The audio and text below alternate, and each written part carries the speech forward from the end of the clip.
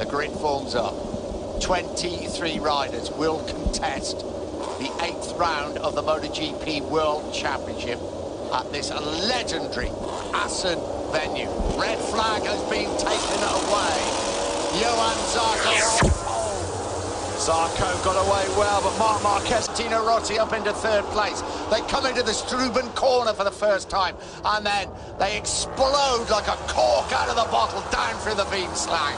Zarco on that soft front, soft Michelin rear tyre already starts to break away from Marquez and the chasing pack. That was the plan, and that is exactly what has happened. Maverick 6-lap finish.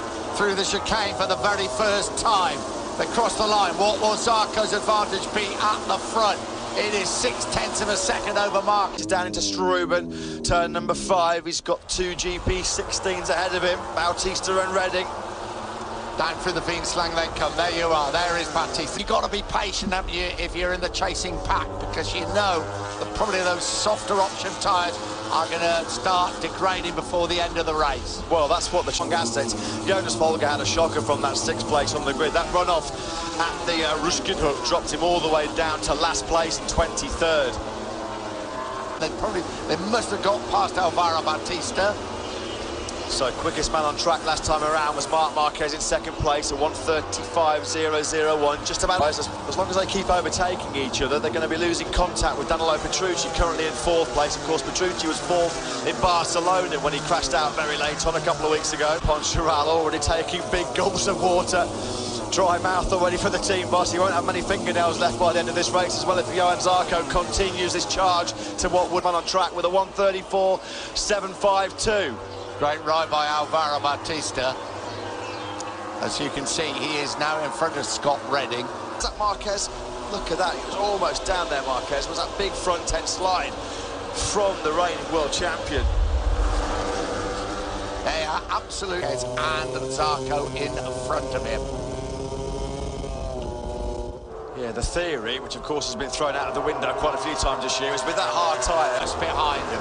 You know, he's just put in the fastest lap of the race. Credit to him, he's come up for some fierce criticism for some underwhelming performances on that Suzuki. We saw him fight for the podium in Qatar. It's 9th place on the Italian, just about a 10th faster than the 3 riders in front of him. What a battle that's raging here at 4th, 5th place.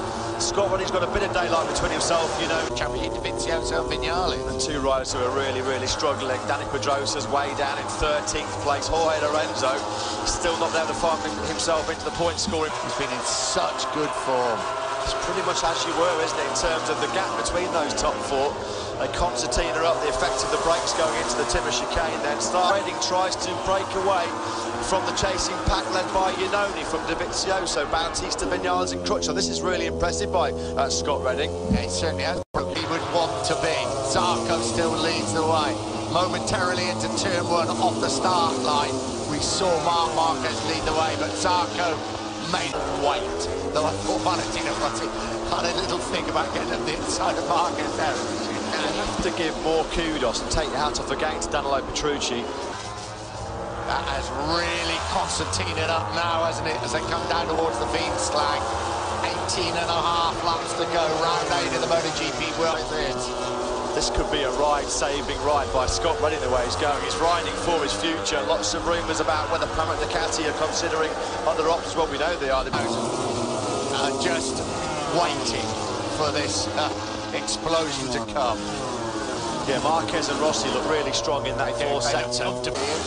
But it's edge grip you need through those fast change of direction. And, you know, with Zarco, you just wonder whether, you know, he might be just running out of a little bit of edge grip with that soft option rear tyre. Trouble is, Scott, Davizioso is bringing along a few friends with him, isn't he? And that does include now Maverick Vignales. Yeah, Scott Redding's early charge. How much has he burned up? One way to go, but Davizioso and Vignales started to really pile on the pressure now. Yeah, as far as the championship goes, if Vignales could finish in front of Davizioso. It's frustration you can see there written all over his face. He knew that was an opportunity to score points for only the 2nd time in his Moto Gp career. The last thing he needed when he's riding for his Rushkenhoek. So that's it. There's no rider now in Moto Gp that scored points in every race. Jonas Folger was the last one. The first race error we've seen of the year from the German, not the way he would have. P16 is quick. And he's quite capable of staying with these guys as we stand at the moment. Redding coming under real pressure. Dovizioso thinks about getting on the inside of Vignales. Plastic and clinical timber chicane move there on the brakes by Bautista, executed to absolute perfection. So Bautista back up into 7th place. Rossi's through on Marquez. So Yamaha 1-2 then. Johan Zarco, the rookie sensation, still leading. Marquez led briefly off the line. Zarco.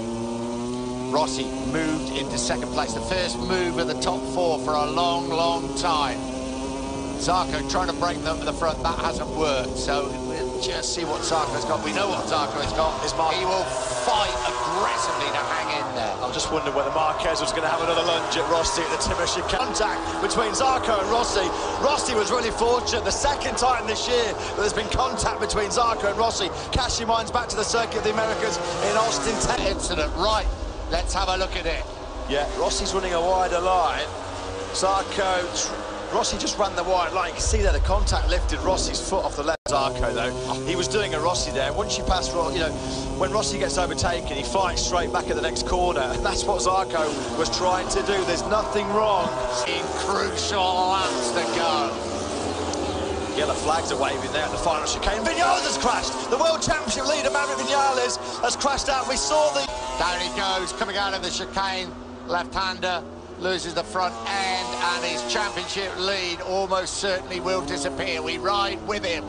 So then, well, how's the championship going to shape up now? Vignales absolutely dejected. He'd done so much of the hard work to get himself up behind his teammate in the championship.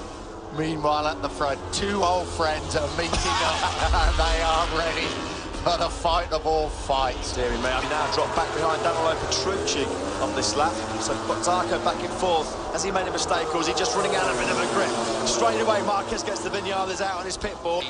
Next weekend, bitter disappointment for the 22-year-old. Confirmation of where it stands at the moment. Wow, look at that. We could be going to the Saxon Ring of your World Championship.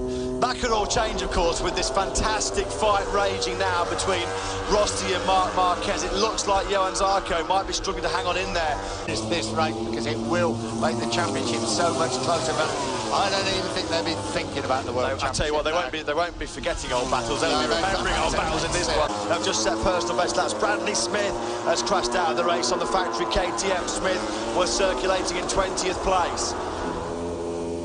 We ride with was against Marc Marquez. The big news, though, from Assen. Championship leader Maverick Vignales has crashed out. And if Andrea Dovizioso stays where he is in 5th place, he will be the new leader of the World Championship riding the Ducati. But there's still 11.5 laps to go. Absolutely right in the victory contention. Yeah, pulls right up on the rear wheel there of Marc Marquez. 3rd, of course, in Mugello, right in contention in Barcelona. 11 laps to go here in Assen. The Yellow Army can't believe it because their man leads the way. But there's a lot more of this race to go. He's going for it. That's Ruben, turn number 5, Petrucci. I was just about to say he's lining up a move on Marquez, and he does it at the very next corner. Petrucci up into 2nd place. Get tyre on. That could be absolutely crucial. Could be a decisive choice because, in theory, the theory has been blown out of the window a few times this year in Moto Gp. Then Rossi in the final laps of the race. So starts in Barcelona and here. Really going well at Barcelona before he crashed out. Rossi into the chicane. What a famous victory this would be for the 38-year-old. He's got 10 laps to go. Dovizioso.